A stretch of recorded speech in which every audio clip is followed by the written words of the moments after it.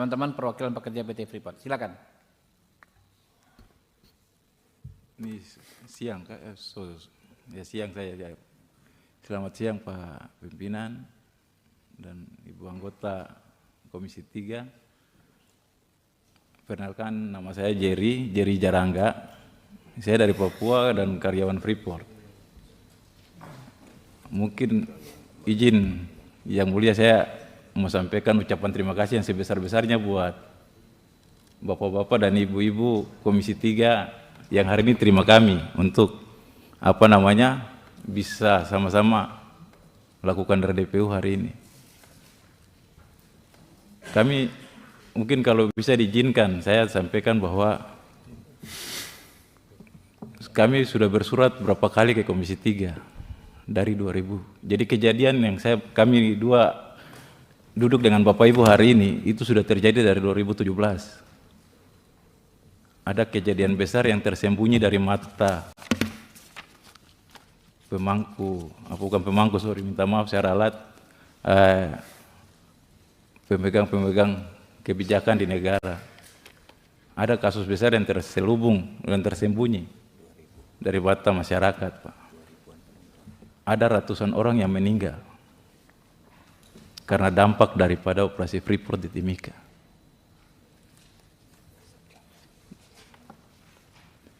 Tapi sebelumnya saya sampaikan dulu pertama ucapan terima kasih yang sebesar-besarnya, Bu. Hari ini saya bangga duduk dengan Bapak Ibu. Kami dua bangga sekali. Karena di awal tahun 2025 di masa periode kepemimpinan pemerintahan yang baru kami bisa duduk dengan Bapak-bapak. Dan saya salut. Saya angkat topi buat Bapak-bapak semua. Terutama Bapak pimpinan sidang hari ini pimpin Pak Habibur Rahman, ya, dan Pak Ica, salam hormat, karena Pak Ica ini jujur, saya ikuti beliau selama ini, dari 2022, dan ada kerinduan sebenarnya mau ketemu dengan beliau. Saya cari tahu beliau alamat kantor atau apa untuk kita bisa berdiskusi, namun hari ini baru saya bisa ketemu. Mungkin kalau bisa ya Pak Ica, kalau tidak mengurangi rasa hormat bisa setelah ini. Siap. Dengan Bapak, minta maaf saya tidak hafal nama, saya minta maaf. Kalau tidak mengerti, Bapak Yan, Pak. Siap. Jadi jujur kami rasa terhormat dan terima kasih banyak hari ini bisa duduk dengan Bapak-bapak, Ibu-ibu Komisi 3. Ini mungkin kali pertama, tapi kalau di DPR RI kami sudah dari 2018, Pak. Ketemu dengan Komisi 9 2 kali. Mungkin saya harus sampaikan bahwa kasus ini terjadi sejak 2017, Pak. Sejak Pak Presiden Jokowi mengambil saham 51%. Kami jadi sandranya negara di perusahaan agar pemerintah tidak bisa mengambil saham 51%. Jadi kami ini sandra negara, Pak. Kalau di dunia orang bilang teroris, pistolnya ditodong di kepala kami, Pak, dan mengancam pemerintah pada saat itu. Kalau Bapak Presiden terus mengambil saham 51%, berarti Bapak punya anak-anak bangsa ini kami tembak.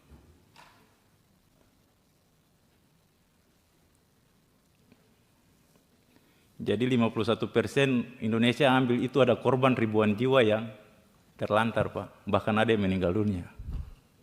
Anak-anaknya itu hampir ribuan putus sekolah, Pak.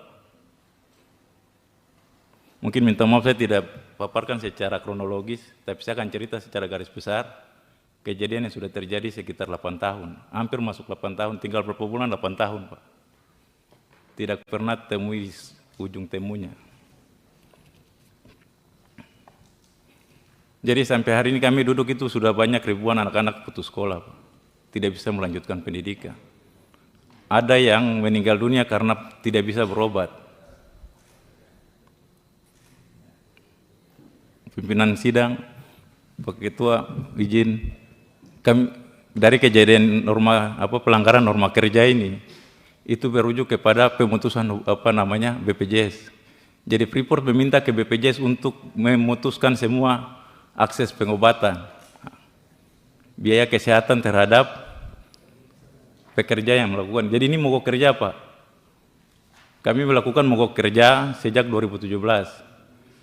Mogok kerja itu karena perlakuan Freeport menggunakan kebijakan yang tidak ada dalam aturan perundang-undangan di negara, yang dia kemudian masuk untuk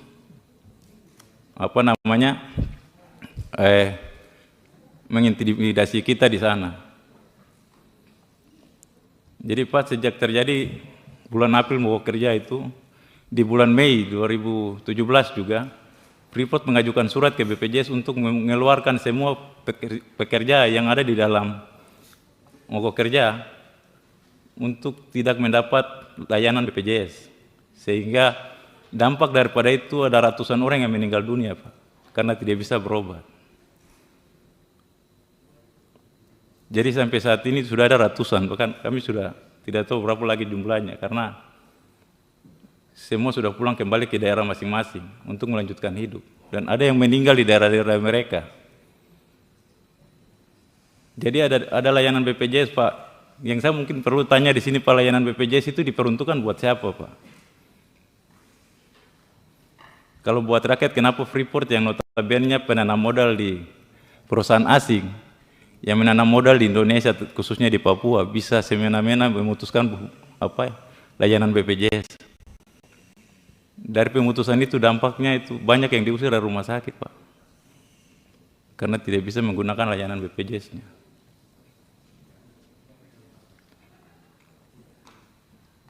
Ada anak-anak sekolah yang harus diusir, Pak, tidak bisa ikut ujian. Mereka tidak bisa ujian akhir, Pak, karena orang tuanya tidak punya biaya. Freeport bukan hanya memutuskan jaminan sosial, Pak, hak-hak pekerjanya pun diputus. Bahkan bank saja bisa diperintahkan untuk blokir kami punya rekening. Jadi kami punya ekonomi itu diputus habis-habis oleh Freeport. Pak Jerry Yarangga, Pak. Siap. Saya bantu pandu, Pak, ya. Siap. Biar lebih komunikatif ya. Baik. Jadi Bapak ini kalau saya baca di berkas yang Bapak sampaikan, Bapak ini kan mempersoalkan program For Love itu ya. Betul. For Love ya. Yang ini kalau saya baca, saya Google nih di terkait adalah sebuah mekanisme antara lain merumahkan pekerja dengan dalih tertentu yang biasanya digunakan pengusaha dengan alasan efisiensi. Kurang lebih begitu, Pak, ya. Jadi Bapak ini mempersoalkan apa saja, Pak, yang dilakukan oleh perusahaan Freeport? PHK kah, pemaksaan cuti kah, perumahan sementara kah? Itu jadi, apa saja? Nanti dijawab saja, Pak. Siap. Dijawab, ya. Oke. Jadi Pak, ini ada PHK sepihak, Pak. Apa? Ada PHK sepihak. Terhadap Freeport. berapa orang, Pak, jumlahnya? Terakhir 2017 itu waktu mulai pertama, itu 8.000, Pak. 8.000 orang 2017. Iya. Terus berlanjut sampai sekarang, Pak, PHK yang bertambah? Iya, bukan PHK, tapi Freeport memaksa pekerja ini untuk mengundurkan diri secara sukarela. Iya, itu dia, For Love itu tadi kan ya. For Love itu kan, dipaksa dirumahkan, dipaksa cuti, tanpa dibayar, itu kan. Nah, jumlahnya itu terus ada, Pak. Bapak sampai sekarang berapa jumlahnya? Sampai ke 2024. Terakhir sampai 2024, Pak, itu mungkin sudah mengalami pengurangan karena ada yang meninggal dunia kan, Pak. Dia tahu. Oke. Terus yang di PHK sepihak dirumahkan itu berapa jumlahnya? PHK sampai ini gabung, Pak, dengan mogok kerja, Pak. Minta maaf karena ini dia langsung dengan mogok kerjanya. Iya tahu, dengan mogok kerja. Ya, itu 8.300. 8.300. Oke, taruh 8.000 sampai sekarang itu, Iya. Pak ya. Nah, Bapak bagian yang dari 8.000 itu, Saya Pak bagian, Jerry Yarangga dan Pak Amiruddin ini, bagian dari ini. Jadi sekarang tidak lagi beraktivitas di perusahaan, kerja di sana, dipaksa cuti tanpa digaji atau apa sebagaimana begitu. Layanan kesehatan pun diputus. Layanan kesehatannya nggak ada. Iya. Oke. Nah, ini langkah hukum yang sudah Bapak tempuh apa sampai hari ini? Pak, kami waktu itu tidak masuk ke ranah yang tadi Bapak bilang langkah hukum. Ya. Tapi kami sudah berkomunikasi ke semua pihak karena Ini Bapak kan lampirkan komunikasi dengan pihak istana, pihak kementerian, pihak provinsi, ada ombudsman tadi ya, kurang lebih begitu ya. Makanya kan Pak, izin Pak Pimpinan minta maaf yang mulia. Maksudnya saya menjelaskan ini supaya karena ini kasusnya sudah lama Pak. Nah, Ya. terus yang kedua, kita ini berharap ada kehadiran negara Kehadiran negara membela terhadap rakyat, ya. persoalan ini. Jadi karena- 8.000 orang itu sekarang sudah keluar dari lokasi PT Freeport apa masih berada di sana? Udah keluar ya? Sudah. Sejak 2017 izin Pimpinan. Ya, sejak 2017 yang dirumahkan paksa tanpa dibayar, dicuti itu kan ya? Iya. Dipaksa cuti tanpa dibayar, tanpa dapat fasilitas lagi itu sekarang sudah nggak beraktivitas di lokasi PT Freeport kan? Dia langsung disuruh keluar karena waktu Suruh itu- keluar. Oke, sudah kembali ke kampung halaman masing-masing di sekitar situ atau di luar dari Papua. itu 2 tahun setelah itu karena teman-teman harus melanjutkan hidupnya. Karena kalau bertahan di Ya, paham, Timika, bisa paham. Iya. Ya. nah begini Pak Pimpinan izin. Mm-mm. Karena begini pimpinan, kita nih sebenarnya jauh-jauh dari Papua, yang menjadi pertanyaan kami, Iya. apakah kami di ujung timur ini tidak bisa mendapat hak keadilan? Ya itu enggak- dia.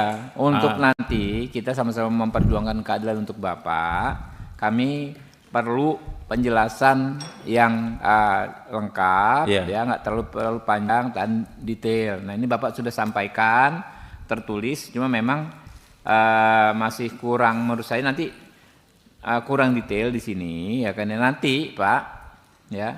Kalau memang tidak bisa disampaikan sekarang seperti tadi jumlahnya berapa orang, Siap. ya kan ya.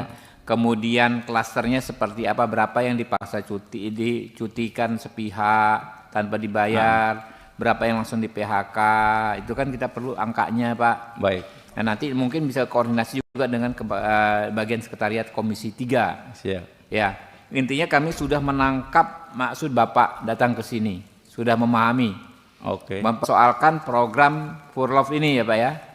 Ya, Furlov ini ya. izin Pak, bukan furlog saja Pak, ada mogok kerja. Nah, mogok kerja ini karena untuk itu yang tadi Pak. Karena Iya, ada mogok kerja iya, setelah itu. kalau kemarin mogok kerja tidak dilakukan, mereka akan melakukan efisiensi habis-habisan. Oke. Karena begini Pak, efisiensi yang dilakukan oleh Freeport itu tidak mendasar Pak. Efisiensinya itu dasarnya apa Pak? Apa alasannya waktu itu? Nah itu Kenapa yang saya mau efisien? sampaikan ke Bapak, makanya Silakan. Ya, supaya apa? nanti Bapak paham, jangan sampai nanti kita lompat-lompat, takutnya nanti hilang dia punya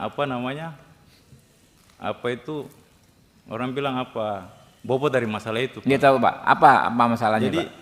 Yang waktu disampaikan itu Freeport. di 2017 itu ada yang 51% itu Pak divestasi, Iya. perubahan KK ke UPK. Iya. Nah itu kan ada sempat berapa bulan, 2 bulan kalau tidak salah, Mm-mm. izin ekspor tidak dikasih oleh Oke. pemerintah, iya kan, ditahan. Oke. 2 bulan atau 4 bulan waktu itu kalau saya tidak salah ingat. Karena minta maaf sudah lama, ini sudah berapa tahun. Nah, tapi surat-surat kami lengkap Pak. Nah, yang kami kasih itu memang karena itu mendadak, kami dapat telepon kemarin untuk persiapan berkasnya hari ini. Sehingga kami ketik untuk rangkum dia secara memperkecil dia supaya bisa disampaikan ke sini. Jadi Pak, jadi itu kejadian yang diambil efisiensi itu karena untuk menekan pemerintah supaya tidak boleh mengambil atau merubah KK itu Pak. Dengan cara bagaimana dia menghantam ini karyawan-karyawan ini untuk supaya pemerintah ini jangan melanjutkan itu. Melanjutkan ini, Iya, mengambil alih saham itu. mengambil alih saham itu. Nah, mana Freeport 52 tahun Pak di Papua. Oke, bisa dipahami ya. Tapi sampai di situ kami bisa memahami Pak. Nah, Ya. tapi dia efisiensi dengan kategori dia bilang dia rugi. Nah, ruginya seperti apa? Kita tidak tahu. Ruginya seperti apa? Ya karena Furlog apa alasannya? Iya. Gitu kan ya. Nah, setelah- Katanya perlu efisiensi, kenapa? Ya kan? Nah, karena ruginya apa dasarnya? Nah, mungkin dampaknya dari rugi. situ Pak, larinya sampai ke HAM. Oke. Pelanggaran HAM itu ada sekitar ratusan orang meninggal dunia Pak. Meninggal dunia karena apa Pak? 2017 kita mogok bulan April. 15 Mei 2017 itu BPJS-nya diputus Pak. Oke, sakit karena sakit berarti. Karena nggak punya BPJS, Freeport- sakit nggak bisa berobat. Freeport meminta ke BPJS lewat suratnya untuk mengeluarkan semua pekerja itu dari dalam keanggotaan BPJS. Iya tahu. Oke. BPJS-nya diputus, sakit, tidak bisa Berobat, mendapat layanan meninggal. kesehatan, meninggal dunia. Itu Nah, ada oke. anak-anak juga yang anak-anak dari pekerja itu banyak yang putus sekolah Pak sampai Ya. hari ini. anak-anaknya nggak bisa sekolah Iya. gara-gara program ini ya, gara-gara kebijakan ini. Karena semua ikut dia punya hak itu diblokir Pak. Iya. Rekeningnya diblokir apa segala Oke, macam. teman-teman, saya pikir kita bisa memahami, Pak, ya, data-data ini ya. Oke, bisa lanjut kita langsung ke rekan-rekan ya, Pak ya. Atau mungkin izin Pak, Mm-mm. mungkin permintaan kami, Ya, apa intinya? Nah, intinya nih. ini izin ke Pak Ketua. Ya, Kalau memang bisa, karena memang tadi saya bilang bahwa saya terima kasih ke Komisi 3. betul. Mungkin lewat Komisi 3 kita bisa minta rekomendasi dari Bapak-Bapak. Karena kami punya surat sudah banyak dari Gubernur Ya. pun sudah ambil sikap. Ya, Mengeluarkan rekomendasi atau penegasan untuk semua pekerja ini dikembalikan bekerja. oke. Mungkin rekomendasinya dari Bapak-Bapak, mungkin kalau berkenan tidak Oke. Nggak apa-apa. ini, bisa Bapak kita minta rekomendasi dari Komisi 3 Iya. untuk kita bertemu dengan Pak Presiden. Iya, makanya nanti Pak, ini kami kan akan meminta penjelasan lebih detail lagi dari Bapak-Bapak. Kami juga akan ya nanti meminta informasi dari pihak-pihak terkait. Siap. Supaya memang tidak sepihak saja Pak. Baik. Kami di sini kan melayani rakyat, mendengar aspirasi rakyat, cuma bukan hanya dari sebagian, ya kan? Ada yang ngomong versi A, tentu yang dari Iya. versi B kita juga akan dengar. Nanti teman-teman yang akan menyimpulkan. Mungkin itu Pak Jerry Yarangga, Siap. ya. Cukup dulu sementara, nanti pendalam dari teman-teman. Silakan. Ini alhamdulillah sudah banyak teman-teman hadir lagi. Ada Pak Bob Hasan dari Partai Gerindra, Dapil Lampung, Pak Tandra dari Dapil Papua nih, ya, Tandra ya. Ada Bu Lola, Pak Beni Utama, Pak Wayan. Mungkin ada yang disampaikan terkait dua masalah ini. Silakan.